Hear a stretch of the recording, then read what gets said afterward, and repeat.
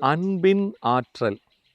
அன்பின் ஆற்றல் தான் நாம் அடைகின்ற அத்தனை சுகங்கள், நன்மைகள், சந்தோஷங்கள், இன்பங்கள், சுபிட்சங்கள் அனைத்தினுடைய ஆற்றலும் அதுதாங்க.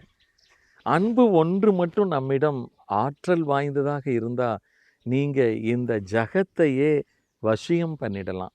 ஏன்னா அன்போடு இருப்பவர் எல்லா பேருக்கும் பிடித்தவராமா.